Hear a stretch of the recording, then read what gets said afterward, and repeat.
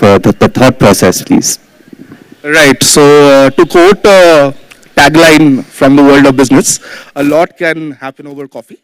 So, me and Shomda, who have been quizzing together for a while, we met up at a coffee shop in Bangalore. And Shomda was, of course, a published writer before, in the sense that he was published in the Indian Express. He used to write a column on detective stories. But both of us were united by a love of sport. So we decided that, let's chronicle Indian cricket history, but let's give it a twist. Let's not just talk about, a detailed anthropological study or do something, a thesis kind of a style of work. Let's make it entertaining. Let's make it snackable content. So we thought, why not talk about 50 significant matches? So each of these matches will be inflection points in Indian cricket. So they would mark a slight shift or a slight change in Indian cricket. So that's why we came up with this concept of 50 defining moments or matches in Indian cricket. And first, credit to Rupa Publications for trusting us with this book and giving us this lovely title. So, Off Spin, Sixes and Surprises. All credit to Rupa for this title and, of course, for this lovely cover as well. So, that was the basic thought process. And also, as quoted in the introduction to this book, one of the books that both Shomda and me really liked was a book called 15 Greatest Test Matches. Okay, so that was mainly to do with England-Australia Test matches. I think was published in the 1960s, and it talked about 15 great Test matches between England and Australia mainly. It also had some one or two Test matches about England and South Africa, but what it had was it had the main characters on the matches. It had the scorecards, the significant moments, and we thought that was a very quick way of consuming cricket content. So you don't even need to read it in sequence. So if you are interested in a particular match, you can, flip through that as well. So we thought, that kind of a book which will appeal to people of all age groups is something that we wanted to create. So if you ask me to summarize this book in one line, it will be a youthful guide to Indian cricket. Yes, that's very much evident in the way you've kind of written these chapters. You don't have to kind of read cover to cover. You can just kind of pick the time period or the kind of match you want to focus on, and you can read from there. Or if you're interested in kind of learning more about the past, you can go back there as well. So I think that is very evident in the way you've written this book. So I guess my next question to you would be, why 50? Why not something like 100 or 75 maybe to celebrate the 75th year of independence or things like that? Yeah, so even when you are an entrepreneur and even when you are writing a book, sometimes you have to listen to the boss. And so we had a page limit, number one, so of around 320 pages. We wanted to make the chapters like around an average of 7 to 10 pages, right? So that was one of the calculations behind 50.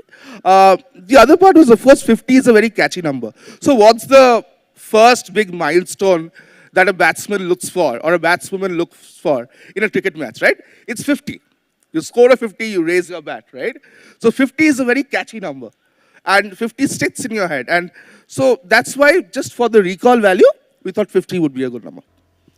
Amazing, amazing. So I guess 50 was the number that you picked because of its significance and kind of, it kind of flowed well with the chapters and, So another thing I saw was that, I think you talk about India's World Cup victory in 1983. I think that was around chapter 15. Yeah. So a lot of the previous chapters, you were going, it was basically a period where India were kind of just turning into up and coming, as an up and coming nation in cricket. I think you mentioned like one of the chapters spoke about our first ever test win, which was against England, I think in 1952. Yeah. So, and another thing I kind of enjoyed reading about was how you did not just mention kind of the glory moments, it was kind of a bit of, like the highs and the lows. So you talked about us winning World Cups. You also talked about some of the whitewashes we've had overseas, especially in the early 2010s and, even before that. So, do you think that kind of thing is important when you're kind of looking to speak about Indian cricket, especially given how kind of we are kind of getting a bit more protective of the team, and how the kind of fanfare, the coverage, the media, do you think it's important to kind of sit back and look at those moments to gain some perspective as to where we've come so far? Yeah, I mean, like, of course, we did not have the quote unquote cancel culture in mind while writing this book. We thought it was important to highlight all the important points which defined a certain period of Indian cricket. For example, one of the biggest heartbreaks, which for some of the audience here would remember, of course, a lot of them are quite young to remember it, the 1986 Australasia Cup final between India and Pakistan, where Javed Miandad hit a six of Chetan Sharma of the last ball. So that has been mentioned in our book. Now, why is that a significant moment in Indian cricket? It is because till that particular point, at least in the white ball game and also in encounters in the UAE, India did fairly well against Pakistan. There was no voodoo against Pakistan. India were confident against Pakistan. After that, the entire phase of around 17 years, especially when India and Pakistan will meet at Sharjah, you will think that, India has no chance.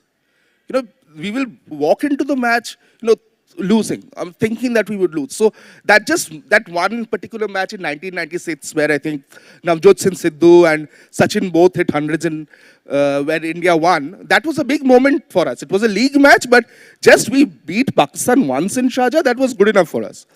So that particular phase from 1986 defined the fact that India suddenly, against Pakistan, really fell behind. That whole phase turned around in another chapter or another match that we have featured in our book is the 2003 World Cup match between India and Pakistan. That I'm sure some of you would remember, where Sachin Tendulkar, of course, hit that beautiful 98. Ever since that particular match, of course, India has started to dominate Pakistan. So it is very important to highlight the heartbreaks. Otherwise, you will not know the significance of the triumphs as well. Absolutely, and I was actually there when I was a baby in the 2003 final against Australia. So I actually slept through the whole match, and when I woke up, I didn't know what the hell was going on. So look, my parents told me, "Oh, you slept through the whole match, so you don't have to see the kind of thrashing that India got in that match." So, but it's a great sentiment that you kind of want to highlight, the highs and lows in the way that you did. So another thing that I noticed about your book was how that each kind of era, or like there are pictures of certain cricketers that you have put, and those are the kind of like main characters, not maybe of those chapters, or maybe of the eras that you are highlighting. So like there's Sachin Tendulkar. I think the first chapter had Ranjit Singh. So how like, do you think that is also something to kind of make it more engaging for the readers to kind of see how these figures look like, especially those who had existed way before our time? Sure, I think so. Shout out to Arun Ramkumar. He's a wonderfully talented artist from Chennai who made these illustrations. So one thing, of course, the illustrations do make it appealing to a younger audience. I think it's important to see how they look like, and art is a wonderful way of expressing. So Ranjit Singh, I'll just talk a little bit about him. That's the first chapter, Ranji Wizardry. Of course, none of us here were born when Ranjit Singh was alive, but his significance to Indian cricket cannot be underestimated, because, of course, when Ranjit Singh used to play Test cricket, the idea of India as a sovereign nation was not there. India was ruled by the British, and Ranjit Singh, of course, made his debut for England. But of course, that too had its challenges. He was plagued by racism at that point of time. So for him to actually make his debut for the England team was a very significant moment in Asian sporting history, not just Indian sporting history. And he was acknowledged by many to be one of the top 3 batters of his time. So the significance of Ranjit Singh's cricket. In 1896, he made his debut. That was against Australia at Old Trafford. He made 154 in the second innings, so he had a great debut. So I'll just like to read out a snippet from this chapter. It's called The Ranji Wizardry. Noted writer and critic Sir Neville Cardus once wrote, "When Ranji passed out of cricket, a wonder and a glory departed from the game forever. It was a deep sentiment, but probably misplaced. The memory of the wonder and the glory gave rise to a cricketing nation, one of the world's most influential. What would have happened if instead of a prince from Kathiawar, an Indian boy would have reached Preston or Newcastle, Liverpool or London, and won their club sides a Football Association Challenge Cup, which is the FA Cup? Would India have been a footballing nation then?" So that is how we choose to highlight, Ranji's impact on the world game. And of course, Ranjit Sindhi was also the chief selector of the Indian team that was picked for India's first official test match tour of England in 1932. Great. And I also, since you mentioned the title of the chapter as well, I kind of found that also quite interesting. There were many chapters which had kind of these catchy little titles. One of those I remember off the top of my head was "Do Not Go Gentle Into That Good Night," Right. which was, I think, for Sachin's retirement. Yeah. And also, I think another one that I liked was "Father Time Catching Up."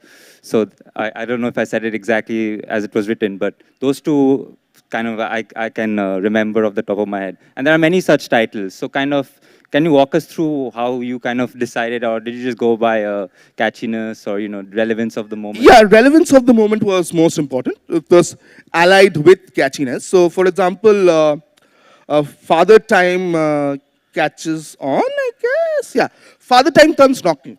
That's the chapter, again related to a heartbreak associated with Indian cricket, which I think most of the audience perhaps remembers.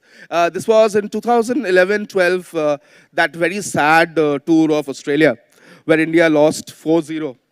This was the fourth test match, where India lost at Adelaide. That test match had only one real positive moment for India. That was, of course, Virat Kohli's century.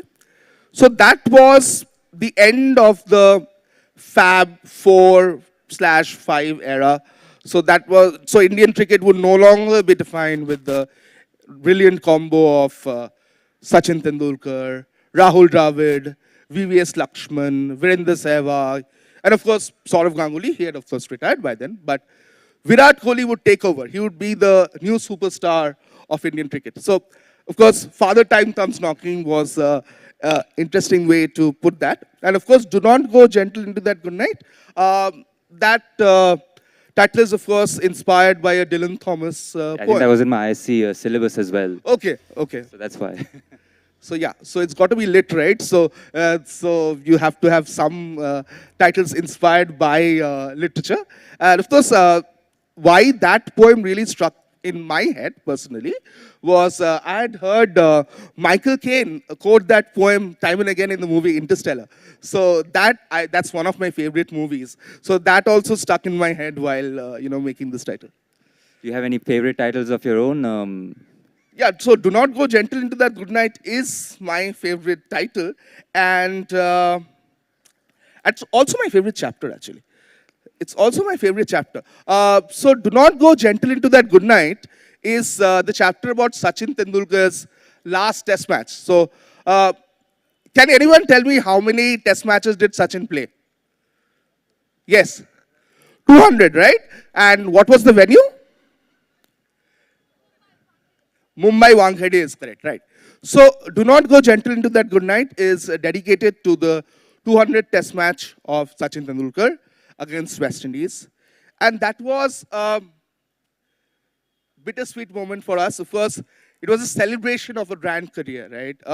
A career which defined a generation. So, I've been biased here, and several chapters in this book are dedicated to the exploits of Sachin Tendulkar. But I cannot help it. So, my entire life, I would say, has been parallel to Sachin Tendulkar's career. So 1989 was when he started his test cricket career, right? And I was 4 at that point of time. And that was when I first started to understand cricket. In fact, the first memory that I have of cricket was in 1992. That was the Benson and Hedges World Cup. That was the first World Cup in colored clothing. So India was playing England at Perth. And I remember, my uncle had just woken me up from my sleep to watch that match. And that was my first memory of Sachin Tendulkar. So since then, like many Indians, my emotions of watching cricket almost got defined by Sachin Tendulkar's innings. And as you know, there was a time when we would switch off the TV when Sachin Tendulkar got out, right? Of course, that doesn't happen anymore. Now we have much more depth in the batting lineup. But so that's why Sachin's 200 Test match was very special. And of course, that Test match was not very significant in terms of a competition. It was a very one-sided match. But just the whole stardom of Mumbai had descended upon, the love showered on Sachin Tendulkar from all cricketers across the globe, and also Sachin's speech.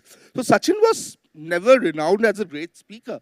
But when he gave that speech, if you have not listened to that speech, please do check it out on YouTube. It's very emotional. And he says at the end, the reverberations of Sachin will stay in my mind forever. So, yeah. I think we still hear some of it sometimes Yeah. whenever India is playing, or I think they had a recent they inaugurated a statue of him in the Correct. Wankhede, so Yeah. there were a lot of fans chanting his name that day. Yeah. But yeah, I guess just to quantify how extraordinary Sachin was, I think it's the best way to put it is he made his debut when my parents were in class 11, Oh, and he retired when I was in class 8. So 24 years. It's a significant amount of time. That's how old I am. So, it just goes to show what a exemplary sportsman and cricketer he was. So definitely, he has a lot of chapters dedicated to him and his innings as well. So yeah. he's been one of the great sons of Indian cricket, I would say. So I guess my next question would be kind of behind the process of writing the book. So you and your co-author, Shomda, you had, I think you mentioned that you kind of divided the chapters in a way that you wrote one chapter, he wrote one chapter. Yeah. Can you just kind of walk us through that process? Like, how did you kind of, how did you talk it out, and what it was like getting the final manuscript ready for publication? Yeah, so since we have been mentioning a bit about ages, so we did divide the chapters based on our respective age group in a way that Shomda, of course, is more senior to me. So a lot of the matches in the 1980s is something that he has watched live on television, right? So see, if you wanted to cover any matches in the 80s, Shomda would usually take up that responsibility. If there are matches, say, in the 2000s, I would usually take it up, right? So we divided the chapters almost equally amongst us, and of course, Shomda took up more of the older chapters, relating to older matches. I took up more of the newer ones because I have followed probably a little closer the more recent matches. So that's how we divided the chapters. Of course, with regards to the initial process, the first challenge was, of course, to shortlist the 50 matches, right? So, of course, 50 was our target. But we initially, there's so many significant matches, right, of Indian cricket. So initially we arrived at, say, 100 matches, right? So then in the next discussion, from 100, it was got down to 75. From 75, it got down to 50.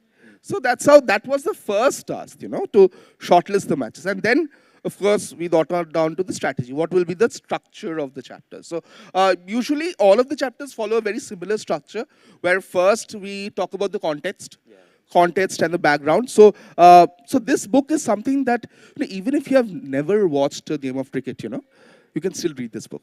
So in fact, I have had quizzers from Belgium, message me and say that, Titash, I want to buy your book because I don't know anything about cricket, but I think it might give me a good introduction about, Indian cricket. So basically we set the context on why this match is kind of important.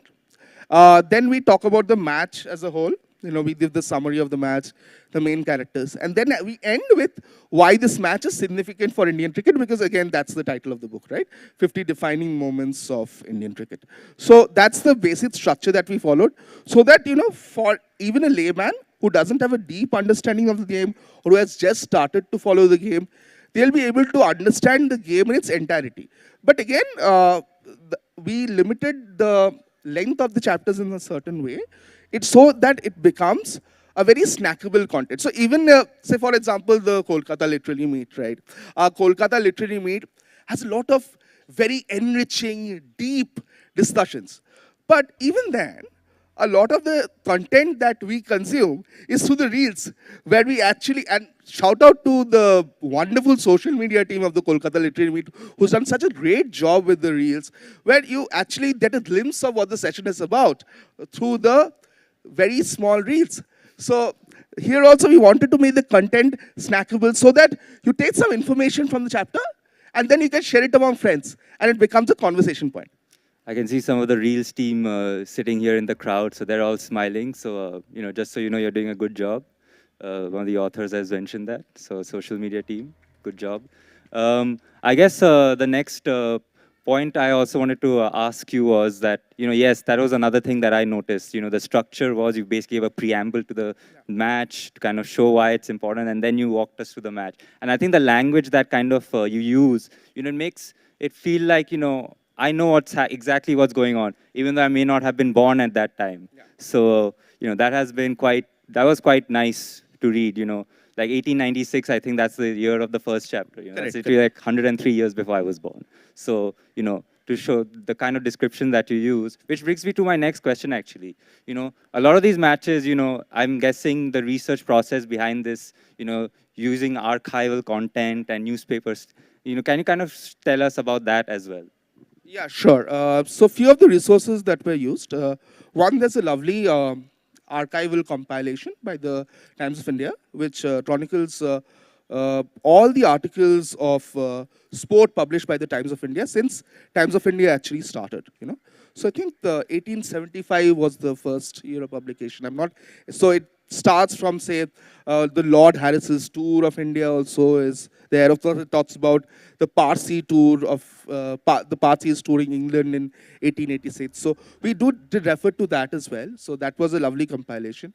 Of course, Cricket Archive is a lovely website that we did consult. So that is there. Of course, I'm very lucky that my co-author, Shomda, is a passionate collector of wisdom. So he has all the wisdoms for around 100 years. Wow. Okay, so he's got a collection of wisdoms. So that was enough for a lot of the information. So these were few of the archives that we dug into.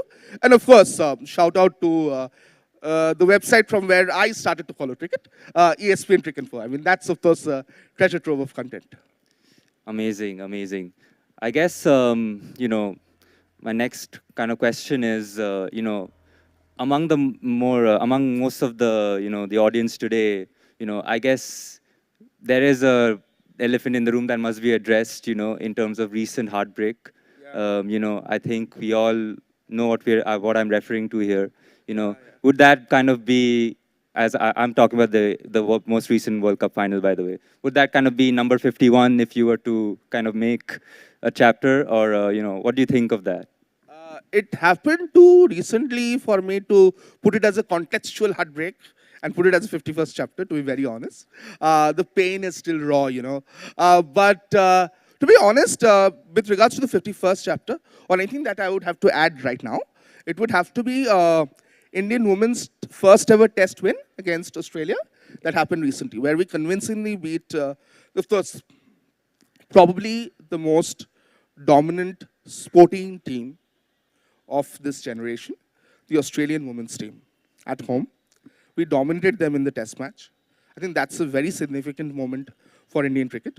If I have to make a revised edition of this book, that will definitely be the next chapter.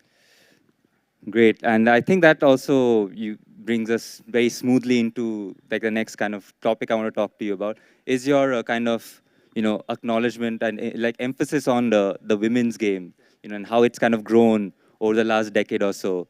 especially I think from chapter 40 onwards, I think you've dedicated 2 or 3 chapters on like women's matches and things like that. Could you kind of give us your thoughts on, how how that game is evolving?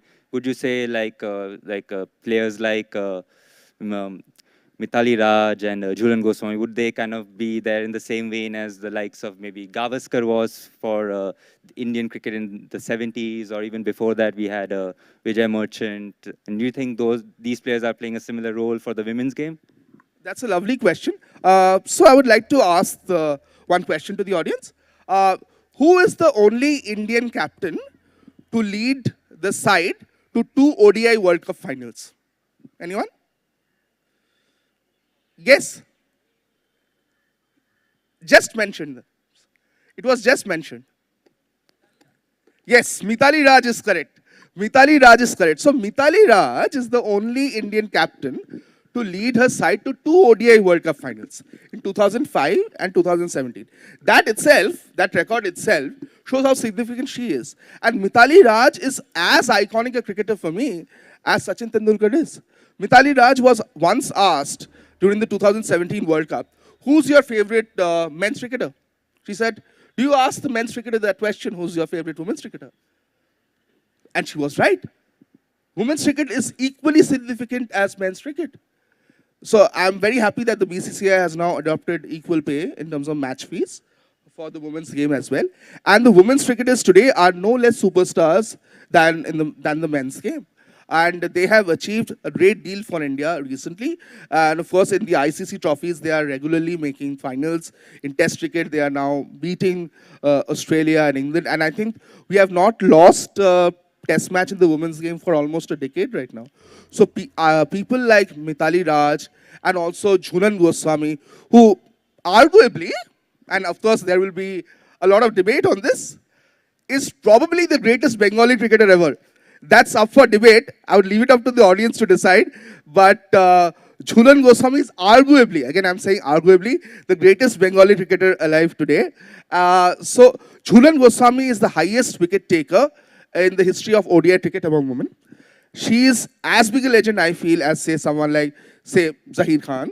Okay, and the contribution of these two to Indian cricket cannot be underestimated.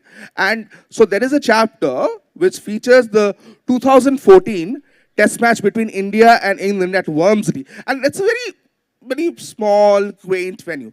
But the fact that we beat England in England under steaming conditions is very significant. And that match had 8 debutants. So people like Smriti Mandhana and Harmanpreet Kaur were actually making the Test debuts in that match, right?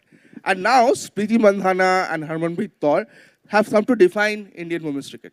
Indian women's cricketers like Smriti Mandhana and Harmanpreet Kaur have been dominating powerful leagues like the Big Bash League, right? And now, of course, the Women's Premier League has started, and like the tagline was in the last WPL, ye to bas shuruaat hai. So the women's game will keep going stronger and stronger, and we thought as chroniclers of Indian cricket, it was our responsibility to highlight the growth of women's cricket. That's why 3 of the last 5 chapters in this book is dedicated to women's cricket. Yes, and I think the last chapter is on the WPL. I think there was the first WPL final that was spoken about, or was it the first match? The first match, yeah. And I guess even the chapter dedicated to the first IPL was also there. KKR beating RCB with McCullum's famous 158. So for those kind of I guess that brings me to my next question actually. So with the rise of franchise cricket and things like that, how much do you see Indian cricket as a whole changing? Because everyone is saying, oh, we are losing test matches as a result. Players don't want to play test anymore, or ODI is going to be obsolete. So do you think 10 years from now, if you were to add, let's say, 50 more, let's say from 2023, let's say 2033, would those mostly be T20 games? To be very honest, most likely. It will be either T20 or Test cricket. So Test cricket still has a core following. Unfortunately, like was highlighted in a recent article by ESPN Cricinfo, and I don't think there's any getting around it. Test cricket has essentially become a two-tiered system. So you have India, England, and Australia playing 5 Test match series against each other. The other Test series are all 2 Test matches, which is very sad. But Of course, the matches between these three teams still provide some thrillers. The series are humdingers. So there will be significant test matches. But of course, T20 is the flavor of the season, but it's not the flavor of the season anymore. T20 is here to stay. T20 is what the crowd enjoys, whether it's leads or whether it is internationals. So I'm sure if we had to write a book in 10 years' time, it will be a mix of T20 and Test cricket. ODI cricket, barring the World Cup, in my opinion, is definitely losing its relevance because, especially towards the middle part of the game, even a passionate cricket lovers lose his interest. So, yeah, I guess before I open up to the audience, I just have absolutely. one last question. What was your favorite chapter that you wrote? Like, which chapter did you enjoy writing the most in this book? Yeah, so I've already mentioned this before. It was Do Not Go Gentle Into That Good Night on Sachin Tendulkar's last test match. It's special, of course, because it highlights my favorite cricketer, his last test match. And of course, it was also the sample article that we sent to the publisher for approval. So that is my favorite chapter. If you don't mind, I'll just read out one part of the. It's not going to be very long. Yeah. So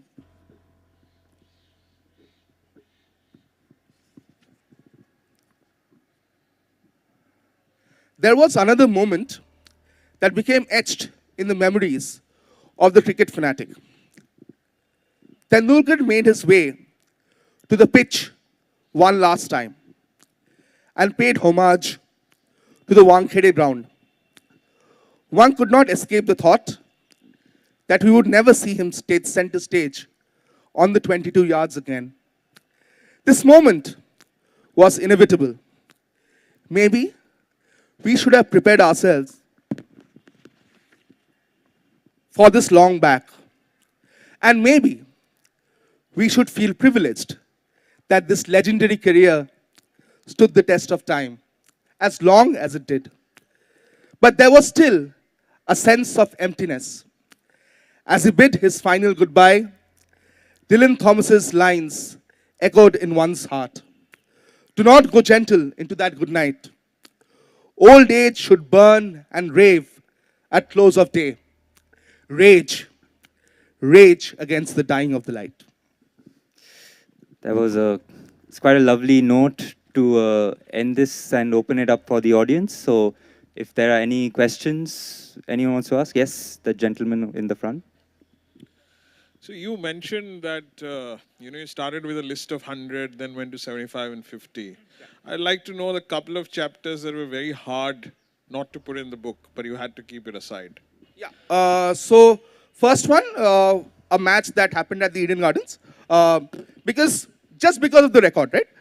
Rohit Sharma's 264, where India beat Sri Lanka. India scored 400, Rohit Sharma scored 264, Sri Lanka scored 263. So that record is a one which is very hard to beat. So the significance of the record was important enough for us to keep it, but somehow we had to eliminate that particular match. So brief story about this book is that large part of the manuscript was ready by 2021, to be honest. But then, of course, COVID came, and there was a delay in the whole process of the publishing. So then again, we started in 2023, and by that time, the Gabba Test match had happened in 2021, and also the Women's Premier League had started.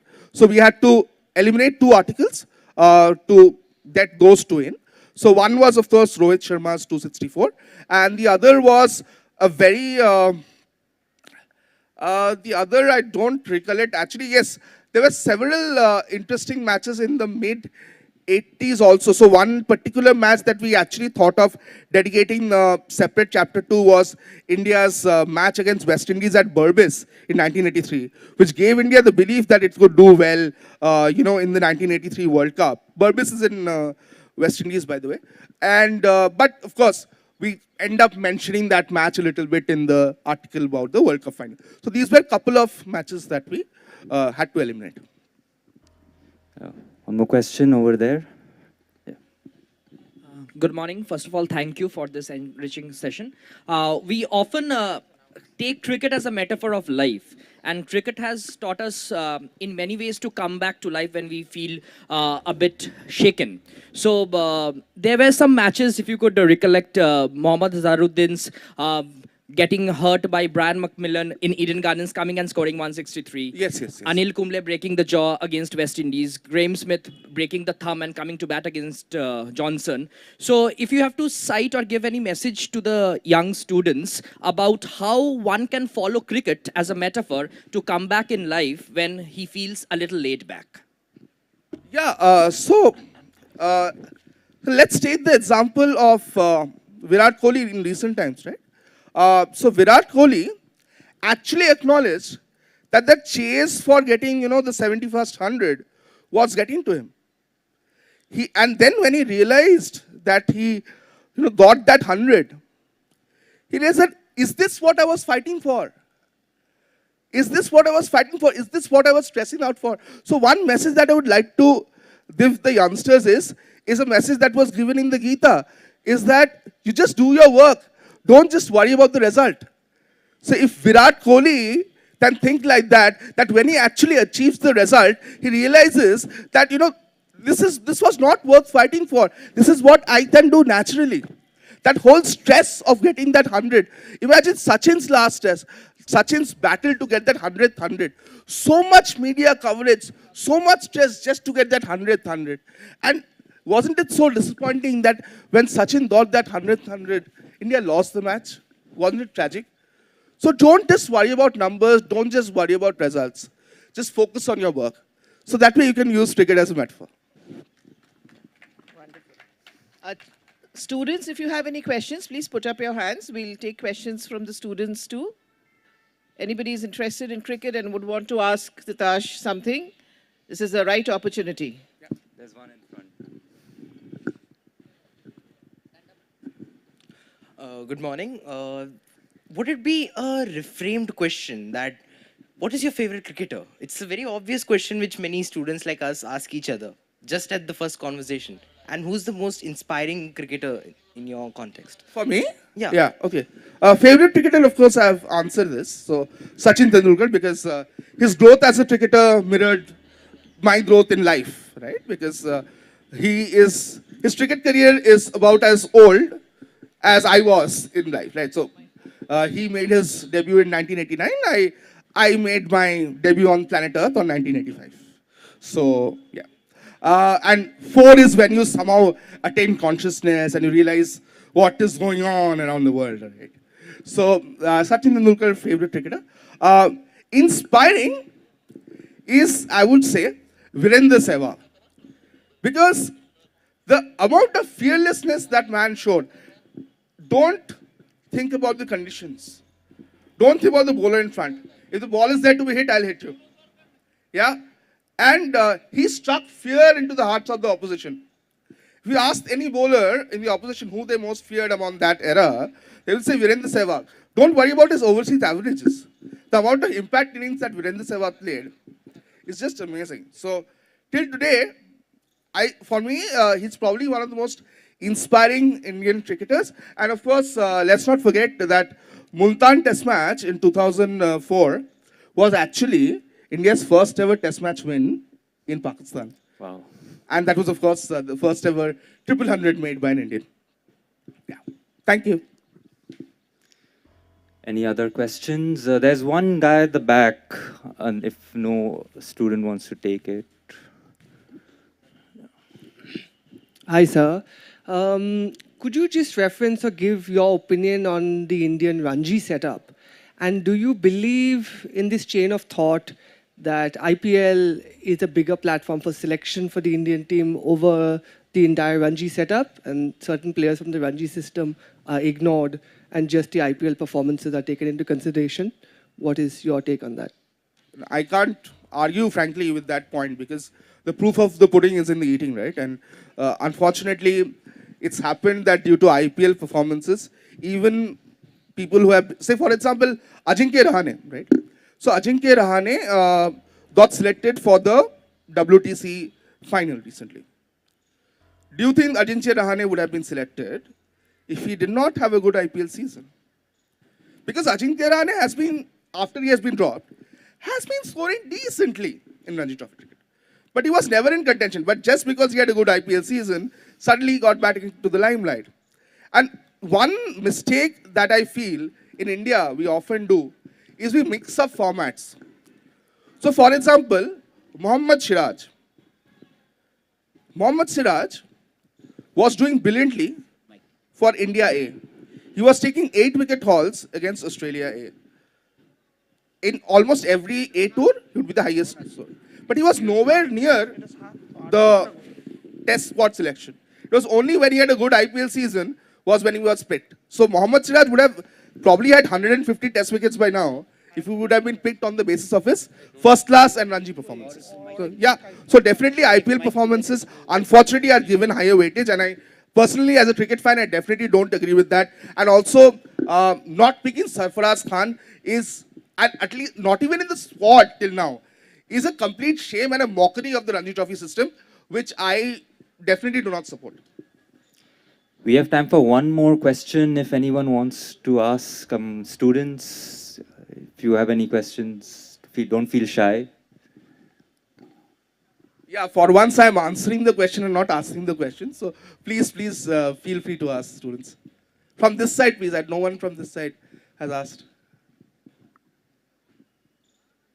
So this is your last chance to ask your question before we wrap up. Loreto girls, anything you want to ask? You like cricket, don't you? You want to ask something? Okay, there's one hand there.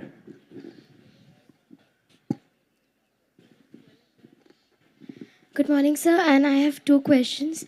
Can you just repeat the name of the book, and who do you think is a woman cricketer who inspires you? Yeah, so the book is called Off Spins, Sixes and Surprises. I think it's available in the story bookstore as well. Yes. There. Book Pavilion. Yes, in the it's book available. pavilion. So, woman cricketer who inspires me. Then, since I'm originally from West Bengal, I have to say Jhulan Goswami, because for a long time, when she was the standout fast bowler in the Indian team, and Jhulan Goswami set new records. She actually bowled with a lot of good pace. She was among the fastest bowlers in the world, and she did come from very humble background. So I think Jhulan Goswami's story is very inspiring, and of course, there's been a movie that has been made on her called Chadda Express, starring Anushka Sharma, which will come out very recently. So hopefully that will be a good portrayal of her. I have not seen the movie, unfortunately, on Mitali Raj yet, but we'll check it out as well. So Jhulan Goswami is definitely a women's cricketer that inspires me. And yes, one women's cricketer that you should all watch out for is my namesake, and hopefully the successor to Jhulan Goswami, that is Titash Sadhu, who's a wonderful fast bowler. Okay, so yeah. With that, we wrap up. It's also apt that we are in the middle of an India versus England Test match. I just got a notification on my phone. England have started batting. They're 11 for no loss after India scored 436 runs. So it's quite apt that we end on this note. So thank you all for engaging with us, and thank you Titash for your time and having such an engaging session. So with that, we would like to end this session and start the next. So thank you. Thank you so much. Thank you, Titash. Thank you, Satyajit. It was really lovely. Thank you, the wonderful audience. And the book is available for sale. It is at the Story bookstore. It's in the Mohar Kunj area. Somebody will guide you. And you can get it signed and you can get it autographed and take photographs with the author. Thank you so much. We'll start the next session in another 5-10 minutes. Okay?